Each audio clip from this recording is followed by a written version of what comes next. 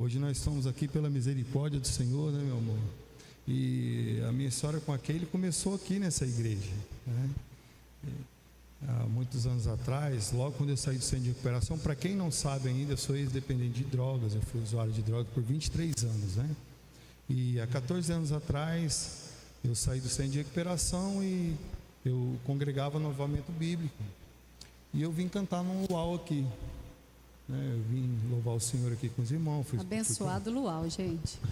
Oh Deus, luau maravilhoso esse. Né? O Senhor mandou, eu estava orando por um varão. E aí já estava sem esperança, porque já tinha 4 anos que estava com o joelho ralando já em oração. E esse varão não aparecia. O Ministério da Visitação, a igreja, todas as igrejas já tinham. Eu sempre brinquei, né? Ministério da Visitação, quando a gente está solteiro, a gente tem que procurar, porque é difícil o Senhor mandar, né?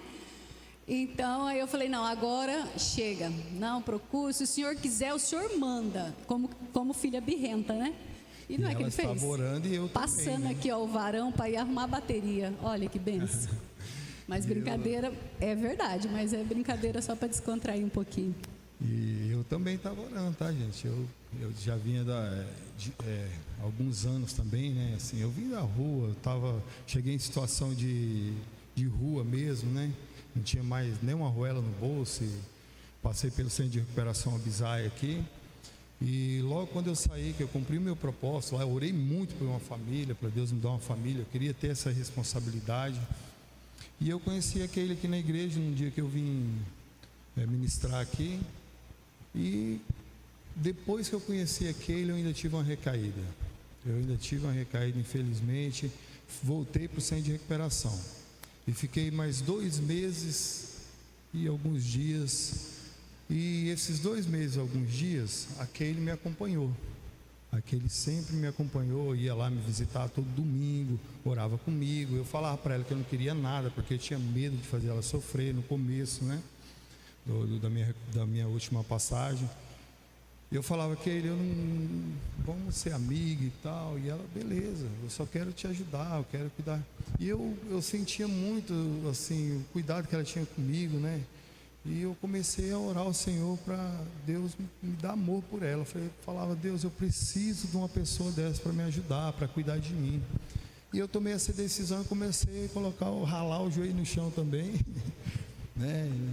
E pedi ao Senhor, falei, Deus, eu preciso amar essa mulher, eu quero casar com ela, eu preciso ter uma família. E Deus confirmou isso no meu coração. Aí ela foi na última visita dela, nós conversávamos sempre num espaço que tem lá na Bizarre, debaixo de umas árvores. E eu falei para ela, ó, eu tomei uma decisão e eu quero casar com você. Eu tomei essa decisão, eu quero sair daqui, ter filho logo, eu quero ter uma família com você. Eu vou sair daqui, vou arrumar um emprego. Eu não tinha nada, né? Não tinha nada quando eu saí de lá. E eu falei para ela, Keile, você aceita, você sabe o risco que você vai correr, né? Algumas pessoas já conhecem essa história de nós, né? E eu conversei com ela e falei, mas você sabe o risco que você está correndo, né? Pode ser que eu saia, que a gente case, eu tenho uma recaída, eu caio. Eu falei para ela, você vai querer correr o risco? E ela, sim. Mais doida que ele, disse sim, né? O Senhor faz a gente fazer cada coisa que depois você fala, será que fui eu que fiz? Mas o Senhor estava no direcionamento de tudo e trazendo paz para o meu coração. Porque assim, em sã consciência, se você for olhar a carga que ele tinha, justamente por conta das recaídas, né? E eu, uma pessoa praticamente beata mesmo, porque eu nunca me desviei, eu nunca saí da igreja por motivo nenhum, por luta nenhuma. Eu brinco de beata por isso, porque muitas vezes as pessoas têm luta, a primeira coisa que ela faz é joga a igreja pro alto e vai viver a vida dela como se fosse fácil viver uma luta sem o Senhor e sem os irmãos da igreja, porque a gente também consegue apoio, né? E eu nunca fiz isso. Então assim, eu sou uma pessoa muito racional, por isso que eu digo que foi o Senhor que deu esse direcionamento. Eu, Keile, carne humana, não faria isso. Não colocaria minha vida, até mesmo, não por não acreditar nele, mas por pensar em mim, na minha filha, eu já tinha, né, a Duda. Então, assim, quando Deus tem um propósito nas nossas vidas, loucamente Ele faz a gente agir e Ele faz a gente pensar de uma forma. Acho que por isso que a Bíblia fala, né, que é para confundir mesmo as coisas loucas. Porque quando Ele tem isso, a gente olha para trás e fala, realmente foi loucura, mas o Senhor estava no direcionamento, porque eu estava entregando isso a Ele. O direcionamento da minha vida e o André também. Então, foi onde Ele nos uniu. Através dessa situação, as pessoas que me conhecem, os meus amigos íntimos, nem acreditaram. Falaram, Keila, você está em sã consciência? Tem certeza que você não está sendo obrigada a nada? Porque sabem que eu não faria isso. Mas o Senhor trazia muita paz às nossas vidas e conseguimos casar, né? Amém. Glória a Deus. Casamos, nós decidimos construir, né, que nem o título da nossa mensagem, construindo o lar sobre a rocha, né? E nós decidimos construir esse lar sobre a rocha, que é Jesus Cristo. E assim, não só os amigos, mas até pastor que me acompanhava, minha mãe, minha afinadinha mãe, chegou a falar para ela, Keila, cuidado, o que você está fazendo? O André fica um tempo bem, depois ele cai, ele vai acabar com a sua vida. Não era? De verdade, minha sogra mãe falava e falava na minha frente. Antes de ser sogra, ela me alertou.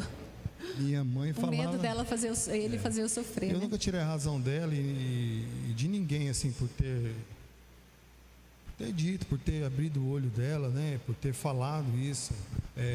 No tempo que eu firmei na igreja, nós fizemos uma amizade, foi um ano e assim, para as pessoas começar a confiar em mim, porque não é fácil você viver 23 anos nas drogas e não é de uma hora para outra mesmo. Uma certa vez, no fim de ano, nós fizemos uma roda de oração no Natal, né? Hoje foi Natal, os amigos tudo ali, aí eles começaram a me pedir perdão. André, me perdoa, porque eu já tinha o Arthur já tinha acho que alguns meses, eu sou ruim de tempo, e o Arthur é bebezinho, e eles começaram a falar, André, me perdoa, cara, eu preciso pedir perdão.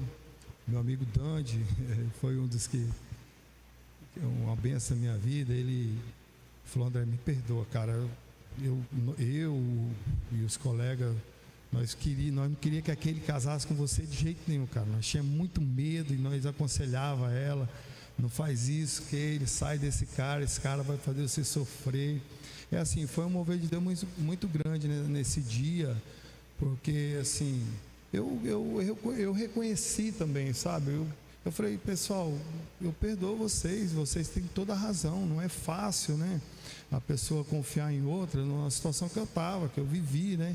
É difícil mesmo, minha família passou anos, eu saía de casa e quando chegava em casa, né, onde você estava e tal, calma aí, eu fui ali só, fui jogar uma bola, fui fazer, mas sabe, e às vezes ela ficava desconfiada, chegava perto de mim para sentir o cheiro, para ver se tinha cheiro de cigarro ou bebida, alguma coisa, mas eu sempre, assim, né, nunca dei motivo para ela e assim a confiança foi, né, eu fui conquistando a confiança de todos e nós conseguimos construir a nossa casa, né, sobre a rocha, sobre, né, o nosso Senhor, e é Ele que sustenta a nossa casa até hoje, né? E depois disso tudo veio o Luiz também tem um testemunho maravilhoso, né? Que a mãe dele deixou ele no orfanato e logo quando eu conheci a Keila, eu abri o livro, né, da minha vida para ela. Eu falei, eu fui isso, fiz aquilo, tá?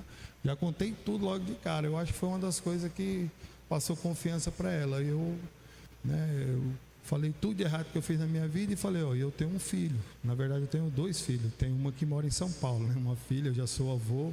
Eu tenho um netinho de 4 anos. Então, assim, tem o Luiz. O Luiz foi uma bênção em nossas vidas. Eu, graças a Deus, consegui. Eu descobri, quando eu arrumei o meu primeiro emprego no Facebook, a tia dele me achou lá e falou: a minha irmã deixou um esposo filho seu lá no orfanato, aqui lá em Fernandópolis, em São Paulo, né? E eu, com a ajuda do meu amigo Gesiel, consegui, né? Ficamos quase um ano e pouco, né? Lutando, 1 ano e meio lutando né, por ele na justiça, teve todo aquele esquema de fazer DNA, mesmo tendo a minha cara, não teve jeito. Eu vi o Luiz uma vez só antes dele vir morar comigo. Eu fui 3 vezes lá. Uma vez ele estava dormindo, eles não deixaram, foi a primeira vez, né, que eles não deixaram, eu não tinha certeza, ninguém tinha certeza de nada, não deixaram nem eu ver ele. Assim, ele me vê, eu vi ele não me vê. Eu vi ele na hora que ele estava dormindo, na hora do almoço, a menina falou: vem aqui, eu vou deixar você ver seu filho. Que ele era bem dormido, até hoje, dorme bem pra caramba, para acordar ele é difícil. E eu ainda consegui fazer uns carinhos nele, falei: nossa, me emocionado pra caramba. Eu falei: não, bicho, esse filho vai embora comigo, esse menino.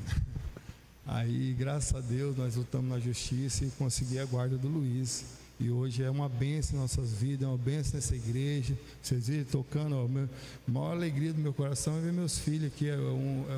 Deus mostrou o Arthur, eu já contei esse testemunho uma vez aqui, o Arthur, quando o doutor puxou ele da barriga, ele já saiu chorando uma melodia nos meus ouvidos, eu escutava uma música. Parecia que ele estava cantando já, o choro dele.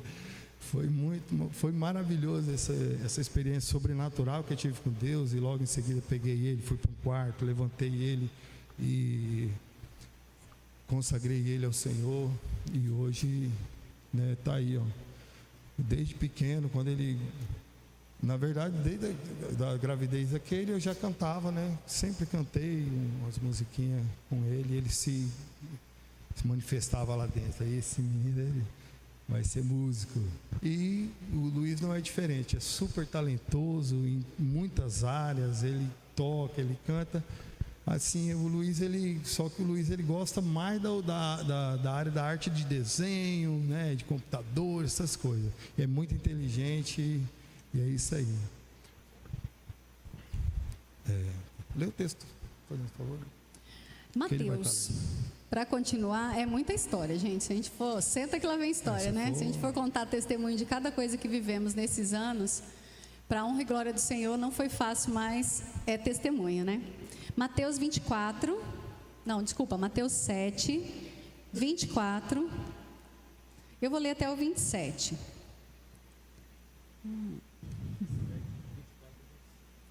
Mateus 7, de 24 a 27. Vou ler nessa versão que a minha aqui da Bíblia está diferente. Amém? Portanto, quem ouve essas minhas palavras e a pratica é como o homem prudente que construiu a sua casa sobre a rocha. Caiu a chuva, transbordaram os rios, sopraram os ventos e deram contra aquela casa, mas ela não caiu, porque estava alicerçada na rocha. No entanto, quem ouve essas minhas palavras e não as praticam é como o insensato que construiu a sua casa sobre a areia. Caiu a chuva, transbordaram os rios, sopraram os ventos e deram contra aquela casa. Ela caiu e foi grande a sua queda. Amém. Tudo isso que o André falou como testemunho é muito lindo. Eu sou apaixonada de ver os meus filhos aqui em cima. A Duda também tem ministério, está congregando na Tameon. Também é já é uma mulher, né? Vai fazer 19 anos, usada pelo Senhor tremendamente, tem um dom da palavra. Então, assim, eu fico muito grata, de verdade, assim, eu falo: Senhor, eu nem mereço tudo isso, porque a gente sabe o quanto é difícil criar os filhos, né? E quando eu vejo eles aqui ministrando com o André, para mim é literalmente gratidão à palavra. Só que isso tudo que a gente passou, não foram só flores, né? A gente conta o testemunho final, mas não é fácil. Esse alicerce que é a rocha, que é Cristo nas nossas vidas, se ele não tivesse sendo a nossa base, nós não teríamos conseguido nem no primeiro ano.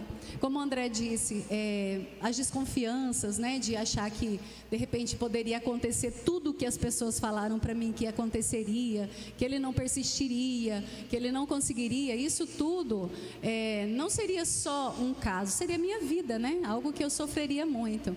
Então, assim, isso com o passar do tempo, as nossas diferenças, porque o Senhor não une pessoas iguais. Eu não sei o seu casamento, se é tudo mar de rosa e perfeito, todo mundo concorda com tudo, é como se fosse conto de fada. Lá em casa não é.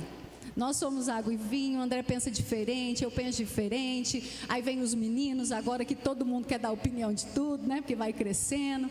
Então assim, não sei a tua casa, mas a minha casa tem muitas dificuldades, tem muitas lutas, muitas coisas que acontecem, que se esse texto não fosse base das nossas vidas, com certeza teria desmoronado, como o final desse versículo diz. E hoje eu vejo, nós vemos, né, está tão explícito que a família tem sido alvo, e um alvo assim devastador. O diabo não tem brincado de ser diabo. Ele quer destruir a minha e a sua casa. Ele quer acabar com a família. Ele quer deixar a família em desuso. Ele quer deixar a Bíblia como se fosse uma coisa do passado, que não é para ser vivida hoje. As famílias hoje têm sido desfeitas assim por poucas coisas, não são grandes lutas. Eu costumo dizer que quando uma família tem uma luta muito grande, ele faz o quê? Uma doença, uma questão financeira, qualquer luta muito grande, a gente faz o quê? A gente se une, fala, não, esse negócio é grande, nós precisamos se unir. Só que o diabo não está fazendo isso. Ele não está dando lutas grandes às vezes. Ele dá luta pequena, diária. É um negocinho aqui, é uma coisinha ali, uma palavra ali, os filhos com desrespeito, o marido que já não está mais em concordância, a mulher que já fala, não, eu não... E infelizmente isso o mundo, né, tudo que a gente vê aí tem trazido para dentro das nossas casas. Porque a partir do momento que uma família é destruída, não é só um casal que vai, cada um vai para um canto e vai viver a vida. Não, nós temos filhos e tudo isso reflete na sociedade, isso reflete dentro da sua casa, porque é todo um contexto, é todo um desmoronar, é literalmente desmoronar. E aqui na Bíblia diz que a gente precisa estar alicerçada no Senhor. E hoje em dia as pessoas dizem que isso é balela, que o Senhor já é ultrapassado, todo esse discurso. E a gente vê, né, o que acabamos de ver nessas escolas de samba aí. Somos antiquados? Eu faço questão de ser. Somos conservadores? Faço questão de ser. Então assim, não é que nós devemos viver no tempo medieval, não. Eu creio que o Senhor, Ele tem a palavra viva, e quando Ele fala para a gente renovar a nossa mente, não é renovar em querer algo que o mundo diz que é bom para nós, mas renovar em saber que nessa peneira a gente precisa tirar todas as pedras que viram tropeço na minha e na sua vida, dentro do nosso lar. E muitas vezes nós deixamos o automático ligado e vamos trabalhar e vamos fazer isso e não cuidamos dos nossos filhos. A maioria aqui que são adultos já sabem o que é da vida, já tem o Senhor como Senhor e Salvador. Eu acho que não estou falando para ninguém que não conhece esse Deus maravilhoso. Se eu colocasse o microfone, eu pedisse para alguém contar testemunho, eu acho que todos nós teríamos com Deus. Só que não se trata só de nós, se trata dessa nova geração, e o diabo tem investido fortemente para destruir essa nova geração. E cabe a mim e a você ser alicerçado na rocha e mostrar, não só para os nossos filhos, mas para todos que estão em volta de nós, que o manual, que é a Bíblia, não caiu em desuso. Ele sim é viva e eficaz. A palavra do Senhor diz que é viva e eficaz. Que a nossa mente precisa ser renovada. Por quê? Porque a gente precisa estar constantemente buscando no Senhor uma forma da gente bloquear o que o mundo tem falado para nós. E hoje a gente vê que as famílias têm se deteriorado por coisas mínimas. Os homens não querem. O André até vai falar alguma coisa sobre isso, mas eu vou falar da nossa parte. Ele como homem vai falar, eu vou falar como a parte da mulher. A mulher não quer mais ser sábia dentro de casa. Ela quer ser empoderada, ela quer fazer tudo que o homem faz e muito mais. Eu não estou dizendo que a mulher não tem essa capacidade, muito pelo contrário, ela tem sim. Na Bíblia diz muitas mulheres capazes que fizeram revolucionário, né? Com os testemunhos. E eu estou dizendo que o Senhor nos fez capaz. Nós somos fortes, nós somos capazes. Só que nós não podemos querer ocupar um lugar que não é nosso. E hoje lá fora diz que nós precisamos ocupar esse lugar, que eu não preciso de homem para mais nada. Para que homem? Para que eu vou querer uma família? Para me ter trabalho? Infelizmente, gente, eu escuto muito esse discurso. Muito. Não é uma coisa assim, falar, um ou outro fala. Não. Eu escuto de pessoas próximas. Eu não vou falar para minha filha casar. Para que ela vai casar? Olha a mentalidade que o mundo tem feito assim, ó, uma gotinha todo dia. Tic, tic, Daqui a pouco você está pensando como o mundo, porque é muito mais fácil o que eles proporcionam. Então as mulheres não querem ser sábias, não querem mais edificar sua casa, não querem ter o trabalho de ter uma família. Uma família, ela requer trabalho. Não adianta falar que é fast food, é mentira. Nós precisamos, além de buscar o Senhor, fazermos a nossa parte. E se nós não fizermos, ela é desmoronada. Nós sabemos disso dentro da igreja, fora da igreja. Então nós precisamos assumir o nosso compromisso para que tenhamos testemunhos dos nossos filhos, das nossas vidas, no nosso trabalho, onde nós venhamos estar, nós venhamos ser referência, não porque somos melhores que ninguém, não porque somos, vamos ser ou... Não, não é nada disso, e o Senhor sabe da humildade que devemos ter, todos nós, não só nós, porque somos aqui hoje a família representada, mas cada um de nós que estamos aqui como representação dos nossos lares. Nós precisamos mostrar essa sabedoria que só o Senhor dá para as mulheres. Nós precisamos indicar aos nossos filhos o caminho que deve andar. Eles vão fazer escolhas, com certeza, como eu fiz, como você fez, e erramos muitas vezes, só que o prumo não pode faltar. O prumo tem que ser o Senhor. A rocha tem que ser o Senhor. Porque a partir do momento que a gente cai, porque somos falhos, é como eu falei, não é... Nossa família não é de propaganda de margarina. Muito pelo contrário, nós temos tantas lutas, tantas coisas que faz a gente ver que somos humanos como qualquer outra pessoa. Então a gente precisa entender que apesar das lutas, das dificuldades, o Senhor tem nos dado a graça. O Senhor tem sido esse alicerce e o Senhor tem sido a nossa rocha segura. E nós precisamos, e sim, buscar nele a força, a segurança, o direcionamento que ele nos dá. E nós homens temos que ter posicionamento, né? Nós somos sacerdócio do lar, somos chamados a liderar, servindo, orando, trazendo a presença de Deus para dentro da nossa casa, né? Agora eu estou lendo minhas anotaçõezinhas, tá, gente? Hoje em dia, muitos homens têm sido falhos em não fazer o seu papel como sacerdócio no lar, né? A nossa fé precisa ser praticada no dia a dia, não apenas no domingo. Muitas das vezes nós vemos na igreja, oramos, né? Buscamos o Senhor, e quando chega em casa a gente, né, dispersa. Muitas vezes a gente falha nisso mesmo, né? Nós não somos super crentes, mas nós temos que vigiar nesse lado, né? E sempre estar orando, buscando, lendo a palavra com os filhos, né? E nós, como os casais, precisamos ser exemplos nas nossas atitudes, na honestidade, demonstrando o amor dentro de casa, né? Buscando, ensinando nossos filhos o caminho que devem andar. E isso edifica o nosso lar. Amém?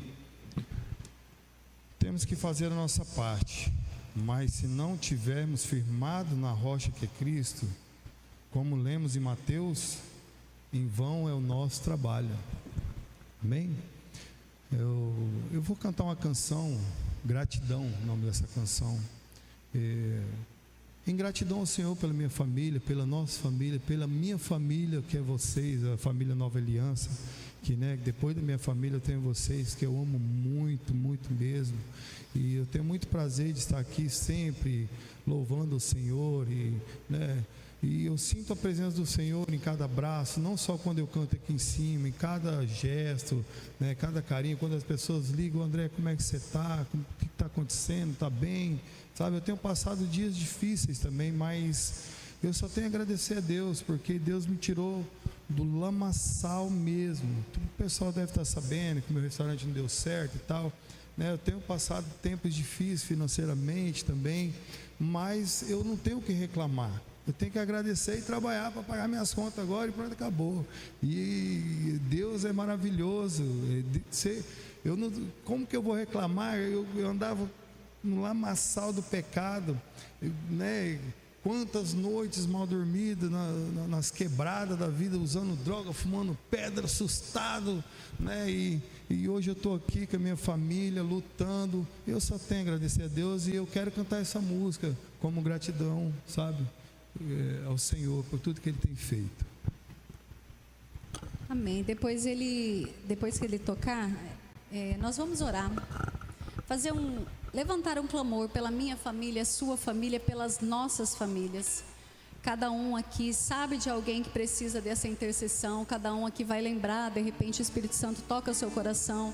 Alguma família que está disposta a se quebrar, a se deteriorar, e o Senhor pode fazer. Às vezes para nós isso tudo é impossível. Mas é impossível isso, é impossível aquilo. Não é. O Senhor fala que perdão precisa estar dentro dos nossos lares. O perdão, a busca, a constância. Não é fácil refazer um elo, não é fácil. Eu não sei, de repente, o que Deus pode ministrar na sua vida. Eu não sei o que você tem passado. É como eu disse, às vezes parece um mar de rosa, mas não é. Nós sabemos que toda rosa tem espinho. E esses espinhos, às vezes, faz a gente duvidar que o Senhor pode mudar, que o Senhor pode restaurar. Eu não sei como que você está enfrentando hoje, mas se a sua família hoje está na graça, na bênção, intercede por alguém. Depois dessa canção nós vamos levantar um clamor de intercessão mesmo, porque nós precisamos barrar o que o diabo tem feito, e a nossa oração, a nossa intercessão é capaz disso. Você crê nisso? Amém.